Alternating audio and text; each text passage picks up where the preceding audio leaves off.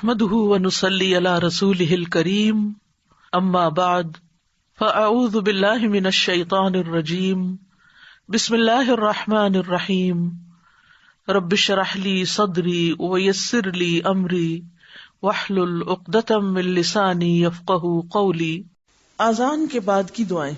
حضرت عبداللہ بن عمرو بن عاص رضی اللہ عنہ روایت کرتے ہیں کہ رسول اللہ صلی اللہ علیہ وسلم نے فرمایا، جب تم مؤذن کی آواز سنو تو تم مؤذن کو جواب دو، یعنی آذان کا جواب دینا لازم ہے، اور جب آذان ختم ہو جائے تو مجھ پر درود بھیجو، پس تحقیق جو مجھ پر ایک بار درود بھیجتا ہے اللہ اس پر 10 بار رحمت بھیجتا ہے۔ تو آذان کے فوراً بعد کیا کام کرنا چاہیے؟ درود شریف پڑھنا چاہیے۔ کتنی دفعہ؟ 1 دفعہ۔ کیسے؟ نماز والا۔ میں 1 دفعہ پڑھ دیتی ہوں درست تلفظ کے ساتھ، غور سے سن لیجئے۔ اللہم صلی علی محمد وعلی آل محمد کما صلیت علی ابراہیم وعلی آل ابراہیم انک حمید مجید۔ اللہم بارک علی محمد وعلی آل محمد کما بارکت علی ابراہیم وعلی آل ابراہیم انک حمید مجید۔ یا الہی رحمت بھیج محمد صلی اللہ علیہ وسلم پر اور آل محمد پر، جیسے رحمت بھیجی تو نے ابراہیم اور آل ابراہیم پر، بے شک تو تعریف کیا گیا بزرگی والا ہے۔ یا الہی برکت بھیج محمد صلی اللہ علیہ وسلم پر اور آل محمد پر، جیسے برکت بھیجی تو نے ابراہیم پر اور آل ابراہیم پر، بے شک تو تعریف کیا گیا بزرگی والا ہے۔ حضرت جابر رضی اللہ عنہ روایت کرتے ہیں کہ رسول اللہ صلی اللہ علیہ وسلم نے فرمایا، جو شخص آذان کا جواب دے اور پھر آذان ختم ہونے پر یہ دعا پڑھے، اس کے لیے قیامت کے دن میری شفاعت واجب ہو جاتی ہے۔ کیا ہے دعا؟ اللہم رب هذه الدعوة التامة والصلاة القائمة آت محمدا الوسيلة والفضيلة وابعثه مقاما محمودا الذي وعدته۔ اس پوری پکار یعنی آذان کے اور قیامت تک قائم رہنے والی نماز کے رب محمد صلی اللہ علیہ وسلم کو وسیلہ اور بزرگی عطا فرما اور انہیں مقام محمود میں پہنچا جس کا تو نے ان سے وعدہ کیا ہے۔ وسیلہ کیا چیز ہے؟ وسیلہ کے متعلق خود رسول اللہ صلی اللہ علیہ وسلم فرماتے ہیں، تحقیق وسیلہ بہشت میں ایک درجہ ہے، یعنی ایک مقام ہے جو صرف ایک بندے کے لائق ہے، یعنی ایک خاص اسپیشل جگہ ہے جس میں صرف ایک ہی شخص جا سکتا ہے، اور میں امید رکھتا ہوں کہ وہ بندہ میں ہی ہوں، پس جس نے آذان کی دعا پڑھ کر اللہ سے میرے لیے وسیلہ مانگا اس کے لیے میری یعنی حضور صلی اللہ علیہ وسلم کی شفاعت واجب ہو گئی۔ نبی صلی اللہ علیہ وسلم کے ارشاد سے معلوم ہوا کہ وسیلہ بہشت کے ایک بلند و بالا درجے کا نام ہے۔ دعائے آذان میں اضافہ۔ مسنون دعائے آذان میں بعض لوگوں نے چند الفاظ بڑھا رکھے ہیں اور وہ الفاظ مروجہ کتب نماز میں بھی موجود ہیں۔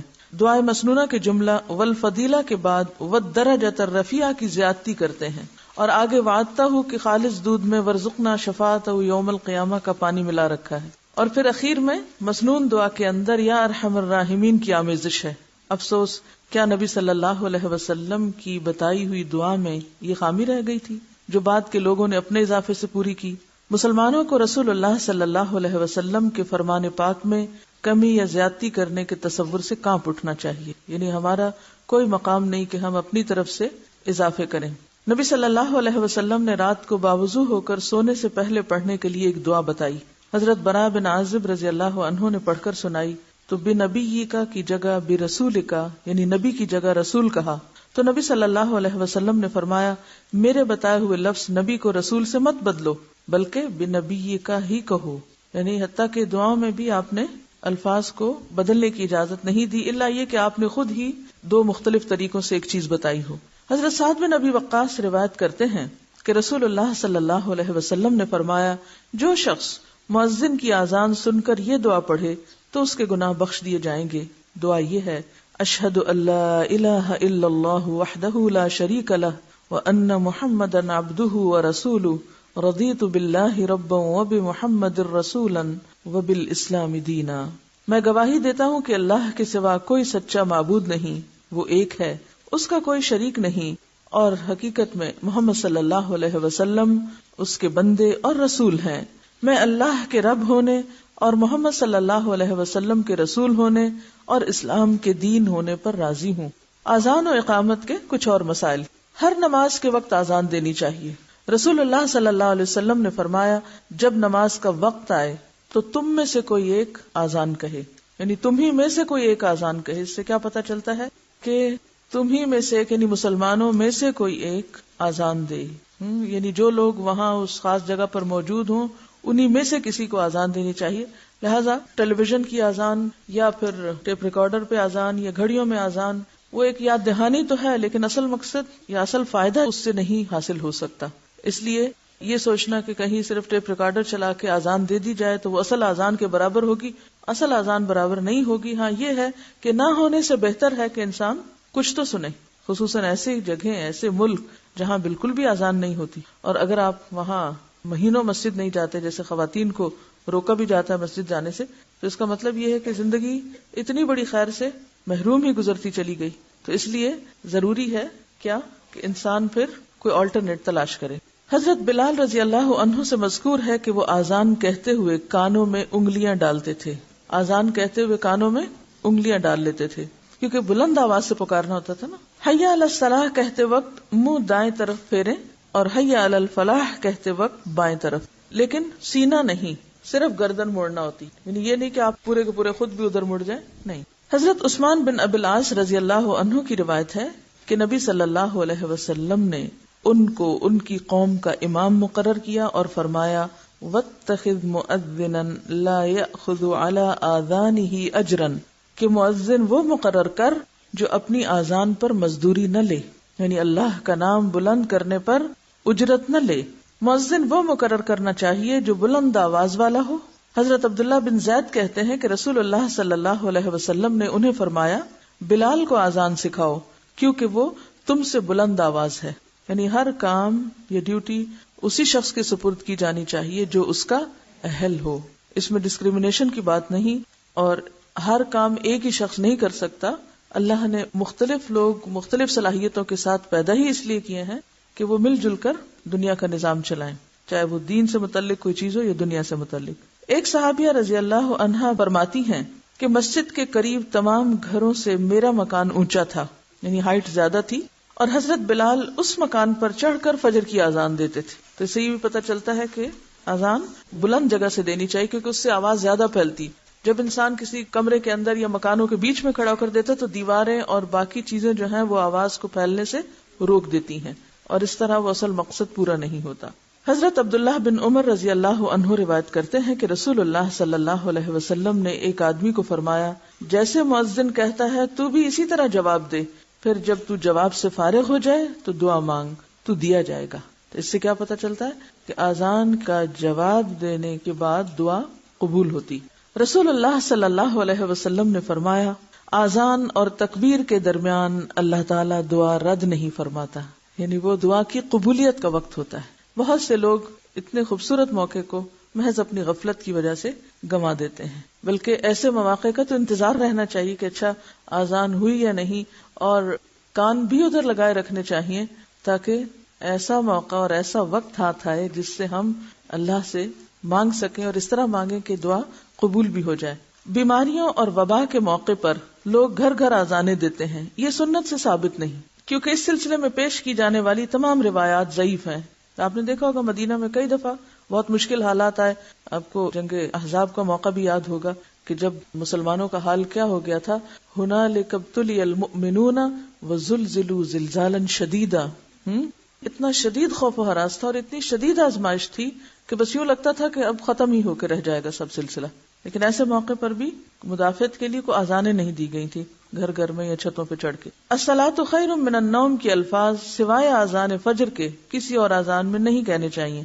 اقامت اذان کے فوراً بعد نہیں ہونی چاہیے، یہ نہیں کہ ادھر سے اذان اور دوسری طرف اقامت شروع ہو جائے، کیونکہ نبی صلی اللہ علیہ وسلم نے فرمایا اذان اور تکبیر کے درمیان نفل نماز کا وقفہ ہوتا ہے، یعنی نماز کی جو سنتیں ہوتی ہیں وہ اس وقت ادا کی جاتی ہیں. صبح صادق سے کچھ دیر پہلے والی اذان جائز ہے، یعنی تہجد کی اذان جس کو بولتے ہیں.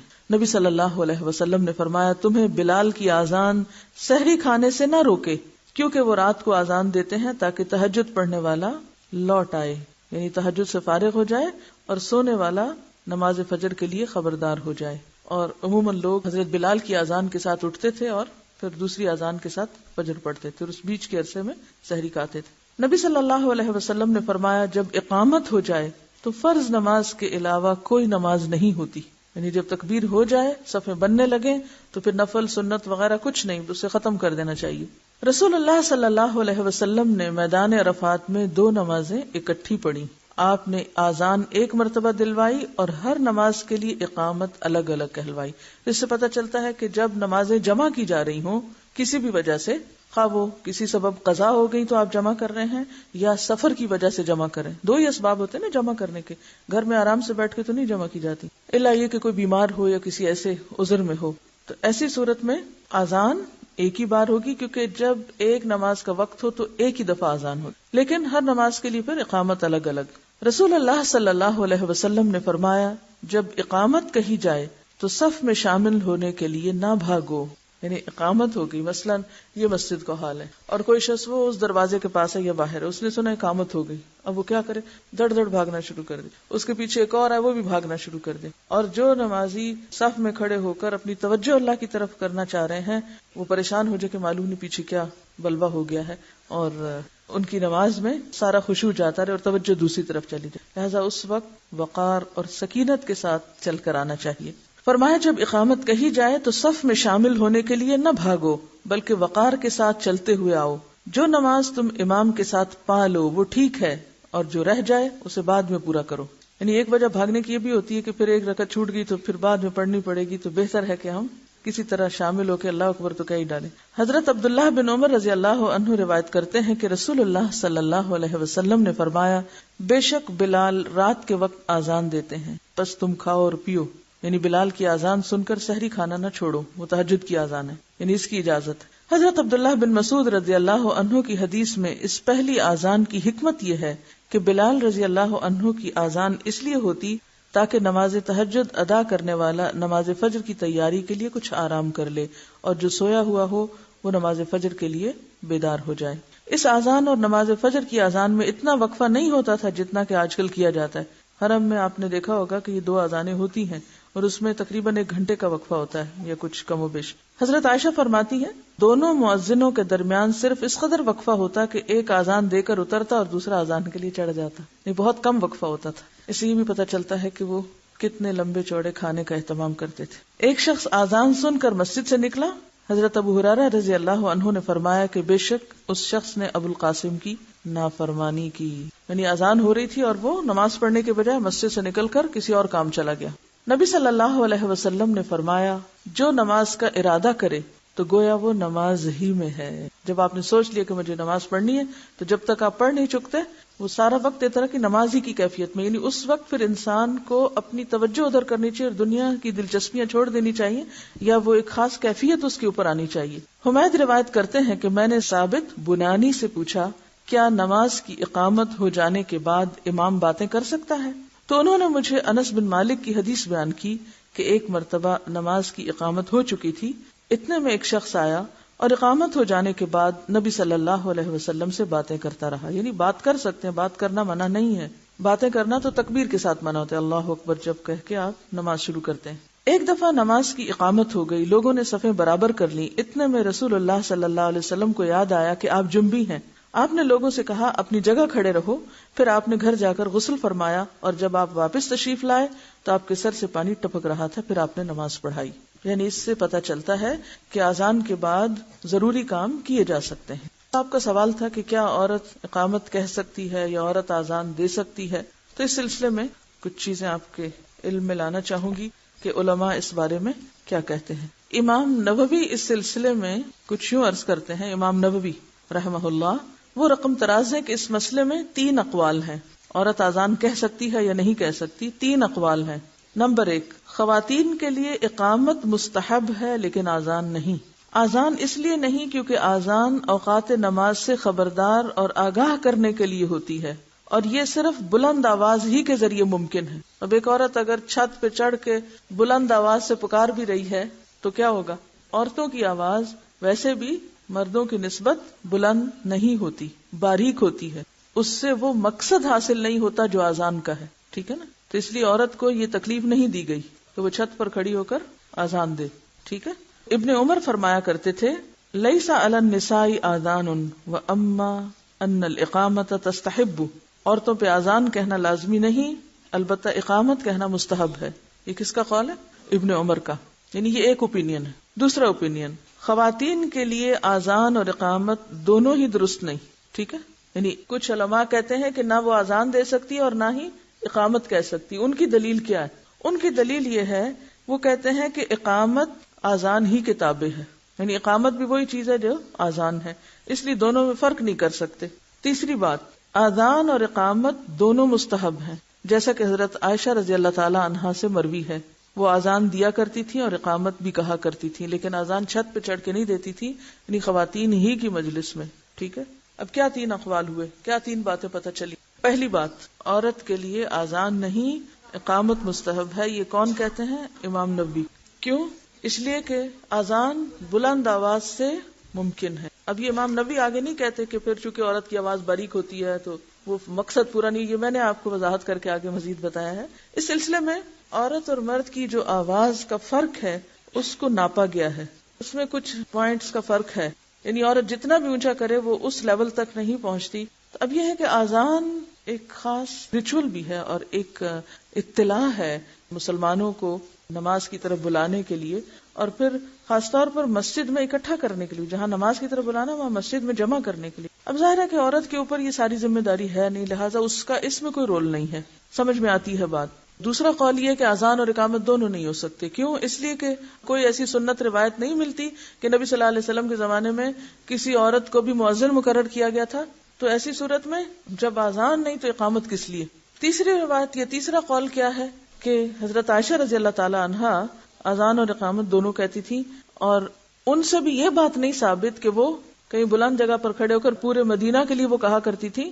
اس میں زیادہ اتنی رخصت یا گنجائش ملتی ہے کہ وہ، یعنی مثلاً اگر عورتیں اکٹھی ہیں کہیں ایک جگہ پر تو وہ کسی لاؤڈ سپیکر یا باقاعدہ